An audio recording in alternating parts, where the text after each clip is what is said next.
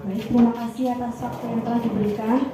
Assalamualaikum warahmatullahi wabarakatuh. Yang terhormat Bapak Ketua Gapoktan Desa Juran, yang terhormat pengurus serta anggota kelompok tani di Desa Juran, serta yang saya hormati Pak Kekimen selaku PPL Desa Juran, serta Bu Intin selaku perwakilan dari BPP Kecamatan Muter. Pertama-tama, marilah kita ucapkan puji syukur atas kehadirat Allah Subhanahu wa Ta'ala, karena atas limpahan rahmat dari Allah kita dapat berkumpul pada kegiatan siang hari ini, Bapak-bapak, pagi menjelang siang. Lupa salawat serta salam semoga senantiasa tercurahkan kepada junjungan Nabi Muhammad SAW, dan kita nanti syafaatnya di hari akhir nanti. Sebelumnya, Bapak-bapak, ada yang masih ingat gak sama saya? Kebetulan saya bulan lalu kesini juga ikut pertemuan gabungan kelompok tani. Perkenalkan kembali mawon nggih. Perkenalkan, nama saya Sinta. Asal saya dari Jawa Sukoharjo. Di sini saya bersama rekan-rekan saya ada Mbak Uswa, Mas Danu dan juga Mas Fikri, sedang menjalankan PKL atau praktik kerja lapangan di BPP Muter selama 2 bulan. Nah, pada kesempatan kali ini saya izin meminta waktu dari bapak-bapak sebentar. Di sini saya akan memaparkan sedikit materi terkait sistem tanam padi jajar legowo. Jarwo. Mungkin bapak-bapak sudah tahu nggih, napa ada yang sudah menerapkan sistem tanam jajar legowo? Sudah nggih, Pak? Oh, sudah banyak belum nggih yang menerapkan? Baik, pada kesempatan kali ini mari kita bahas bersama-sama ya, apa itu sistem tanam jajar legowo, lalu bagaimana pola penerapannya dan juga perhitungan benihnya. Nah, yang pertama-tama mungkin kita bahas sebentar dulu apa itu sistem tanam jajar legowo. Jadi seperti namanya ya, jajar legowo itu lego dan dowo. Jadi ada satu baris tanaman dan juga nanti ada satu baris lorong kosong.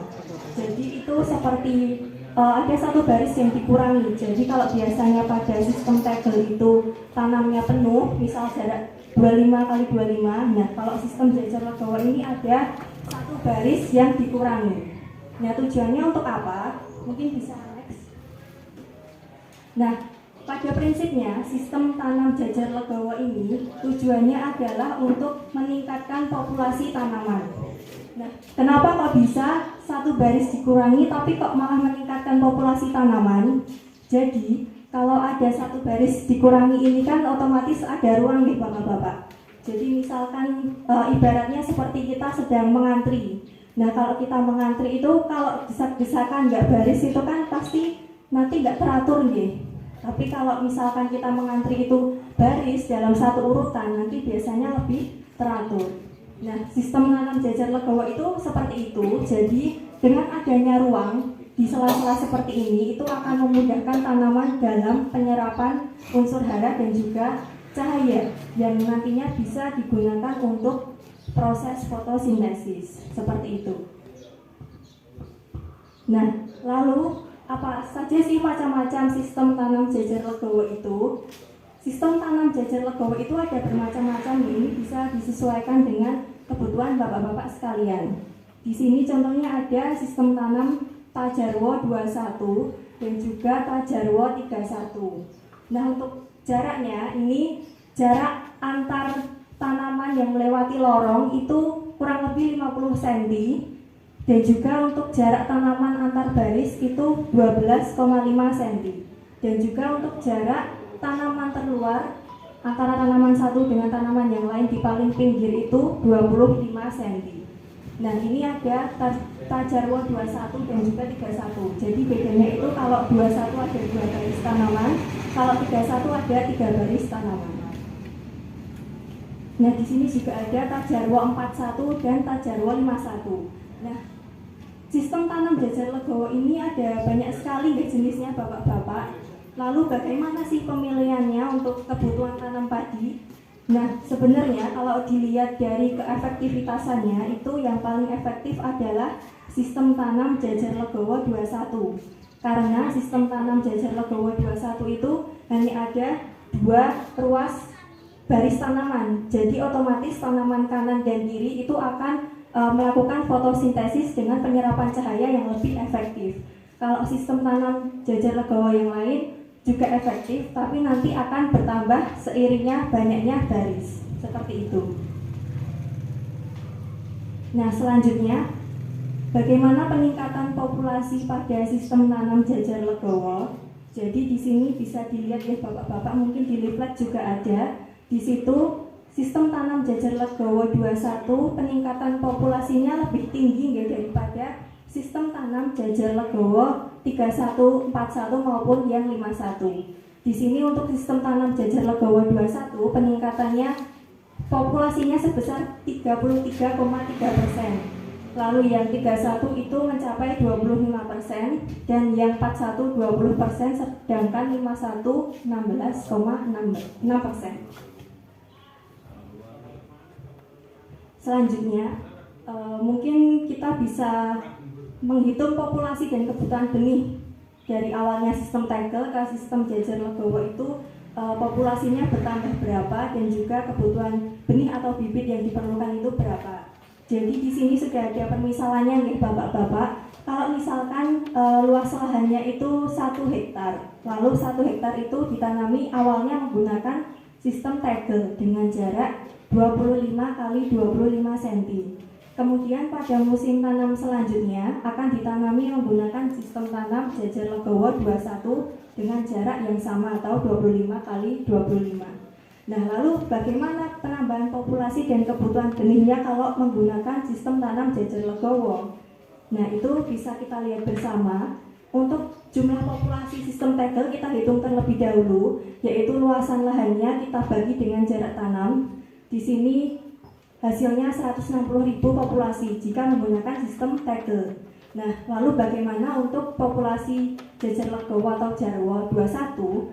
Itu tinggal kita hitung terlebih dahulu penambahannya. Untuk penambahannya itu memakai ketetapan yang sebelumnya tadi. Kalau jajar legowo 21 peningkatannya sebesar 33,3%. Jadi kita jumlahkan antara populasi yang awal menggunakan sistem tegel dengan penambahan populasi sistem tanam jajar legowo. Nah, itu nanti penambahannya ketemu 53.280.000 populasi. Nah, itu baru penambahannya. Sedangkan nanti untuk jumlah populasi keseluruhannya berapa, itu tinggal dijumlahkan. Pada awal tadi menggunakan sistem tegel 160.000 populasi ditambahkan dengan penambahan ini. Nah, jadi sudah terlihat peningkatan populasinya jika menggunakan sistem tegel dan juga sistem jajar legowo. Lalu untuk kebutuhan benih atau bibitnya itu bagaimana? Nah, misalkan dalam satu kali tancap atau satu lubang tanam itu kita pakai 2 bibit. Asumsinya seperti itu nih Bapak-bapak. Jadi kebutuhan benihnya berapa? Nah, itu tinggal kita kalikan 2. Hasilnya yaitu 426.560 bibit. Nah, itu sudah ketemu bibit atau benihnya. Nah, itu tinggal kita konversikan ke dalam kilogram. Jadi 1000 butir benih itu beratnya kisaran 27 gram. Jadi tinggal kita konversikan hasilnya yaitu 11.000 gram menjadi kilogram, yaitu 11,5 kilogram. Nah, itu kebutuhan benih untuk sistem tanam jajar legowo 21. Per hektar.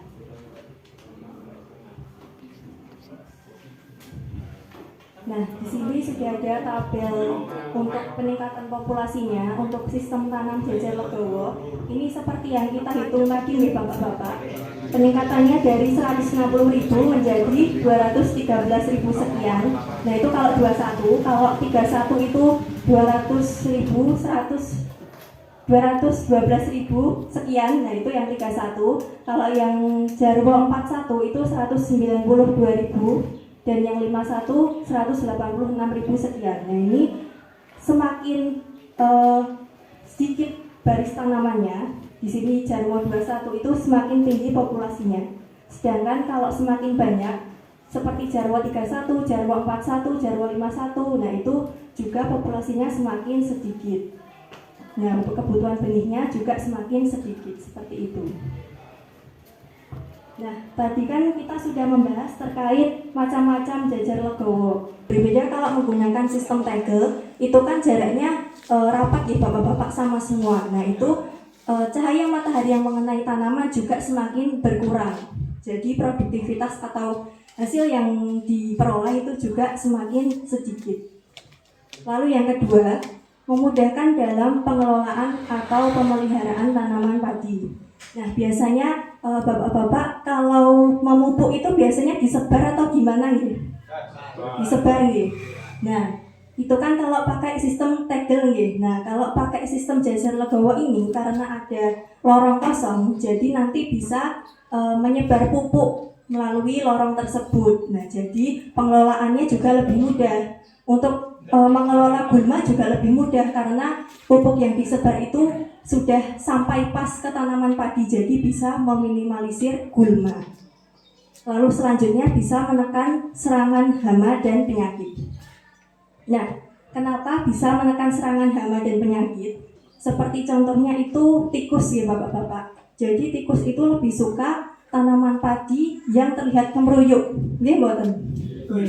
Nah, kalau pakai sistem tanam jajar legowo itu kan ada lorong kosong. Nah, itu tidak disukai tikus. Jadi tikus akan tidak datang ke area persawahan tersebut jika memakai jajar legowo karena ada kosong tersebut. Jadi tidak menarik untuk tikus.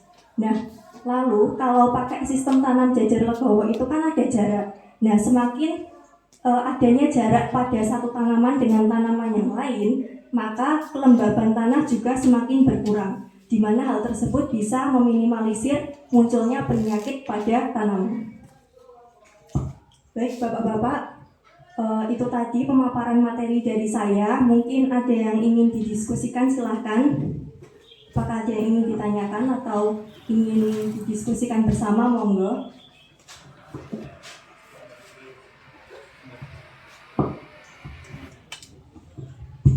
Kayak regeng ini kayak teko kami ramutan aja.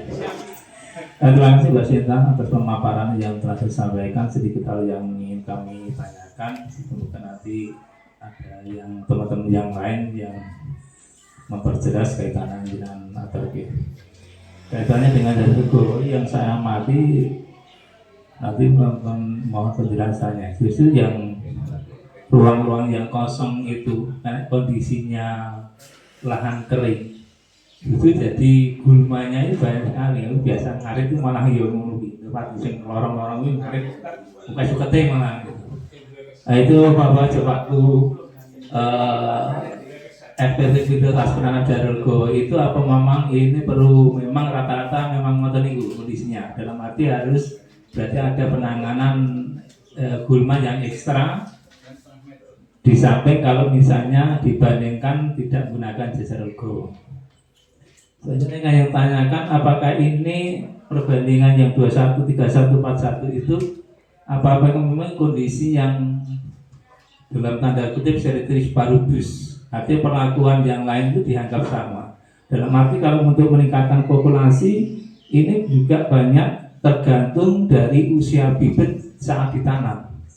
Mungkin ya kalau mungkin relatif agak tua mungkin penanaman akan sedikit, tetapi mungkin idealisme misalnya bibitnya berumur 21 hari mungkin akan lebih banyak dibandingkan misalnya kalau penanamannya bibitnya akan lebih tua gitu. Nah, ini kaitannya itu apa, mata-mata hanya tergantung dari sistem jajar legowo atau faktor lain ada yang mempengaruhi. Makasih. Wassalamualaikum warahmatullahi wabarakatuh.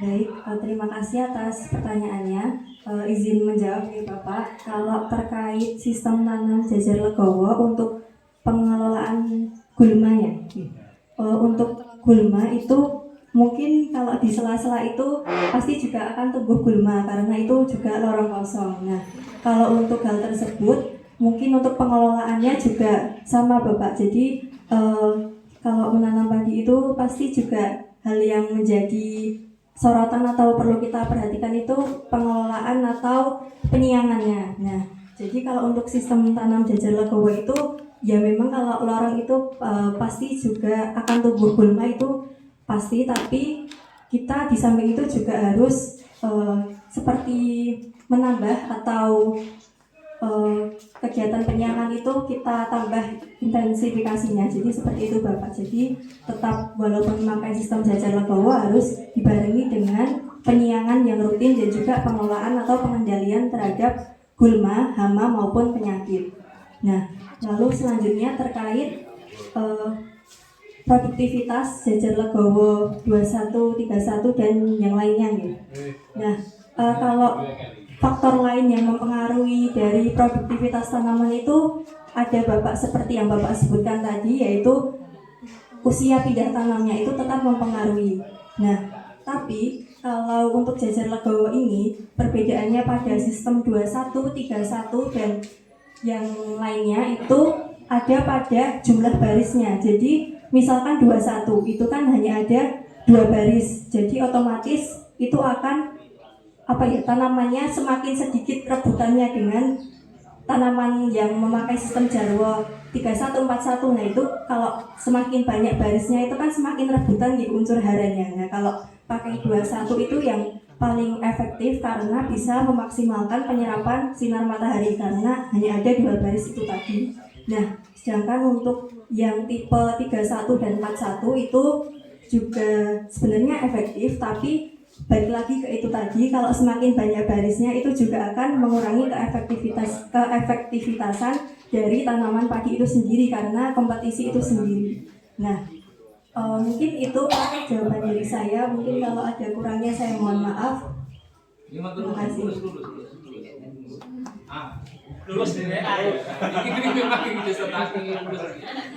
Baik bapak-bapak yang lain, apakah ada yang ingin didiskusikan ya?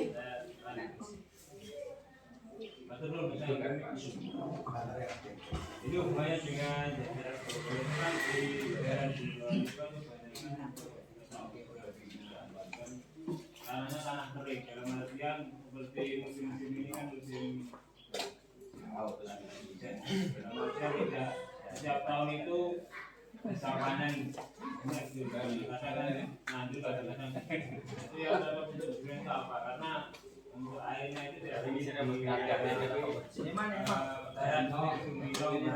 tapi yang di sini kan ada hutan itu apakah 21 atau 51 atau bagaimana yang pertama.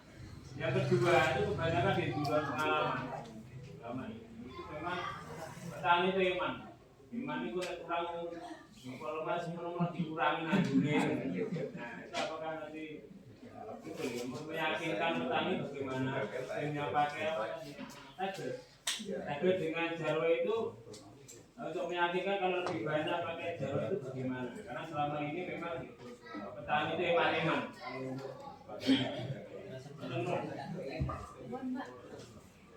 Baik, izin menjawab ya Bapak. Tadi pertanyaan pertama terkait daerah Juron ini yang cocok sistem jarwo apa gitu ya. Nah, kalau untuk daerah Juron ini yang kita ketahui, kalau menurut pendapat saya itu yang cocok 41 dulu Pak. Jadi karena rata-rata petani memakai sistem tegel untuk peralihan menjadi sistem tanam jajar legowo itu lebih baik dari tahap jarwo 41 terlebih dahulu. Karena kalau langsung 21 itu kayak kelihatannya semakin berkurangnya banyak itu, jadi kayak untuk adaptasi mungkin untuk memakai sistem tajarwo 41 terlebih dahulu. Nah nanti kalau sudah terlihat hasilnya bisa mulai mencoba memakai sistem tajarwo 21. Nah kalau untuk pertanyaan kedua terkait bagaimana perbandingan dari sistem tegel dan juga sistem jajar legowo. Nah itu kita mungkin bisa balik lagi ke sini ya bapak-bapak. Jadi untuk populasi sistem tegel dan juga jajar legowo itu berbeda. Nah sebelum itu juga sudah ada riset juga itu terkait banyaknya anakan padi pada sistem jajar legowo dan juga tegel. Nah kalau tegel itu biasanya lebih sedikit dari jajar legowo. Biasanya perbandingannya itu jajar legowo itu 9 sampai 15 kali lebih banyak dari sistem tegel. Nah, itu baru yang anakan dalam satu rumpun. Nah, kalau untuk populasinya itu di sini sudah bisa kita lihat bersama ya, kalau populasi sistem tegel itu dalam luasan 1 hektar itu mencapai 160.000 populasi, sedangkan Jajar Legowo itu ada 200.000 sekian populasi. Nah, itu jadi walaupun terlihatnya Jajar Legowo itu tanamannya lebih sedikit, tapi memang belum tentu itu lebih sedikit juga populasi atau produktivitasnya. Jadi walaupun seperti itu tetap akan mempengaruhi dengan populasi yang dihasilkan. Seperti itu, Bapak.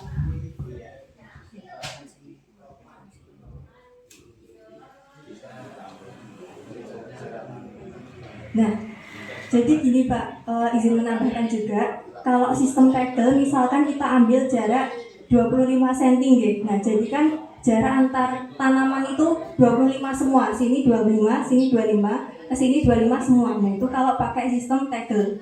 Kalau pakai sistem Jajar Legowo ini ada yang namanya tanaman sisipan. Jadi antara satu baris ini jaraknya enggak 25, enggak sama kayak yang paling luar Pak. Jadi yang satu baris ini 12,5 atau sekitar setengahnya dari jarak terluar, seperti itu Pak. Jadi ada yang namanya tanaman sisipan, nah itu yang meningkatkan populasi atau produktivitas tanaman, seperti itu. Baik Pak. Untuk bapak-bapak yang lain, apakah ada yang ingin didiskusikan atau dibahas bersama?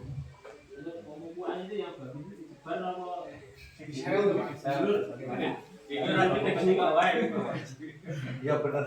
Iya.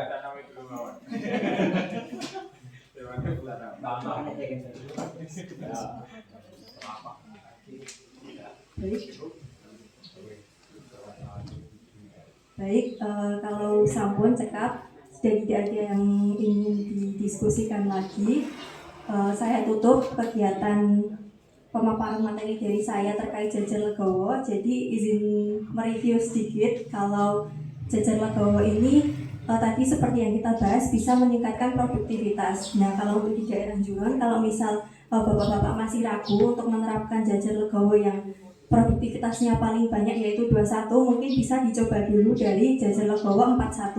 Nah, nanti kalau sudah terlihat hasilnya, sudah dilakukan, terus bisa dilanjutkan lagi dengan penerapan sistem Jarwo 21 seperti itu nih Bapak-bapak.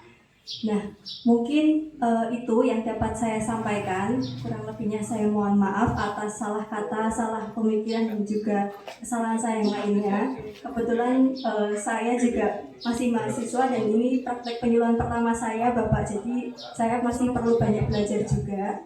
Terima kasih banyak. Wassalamualaikum warahmatullahi wabarakatuh.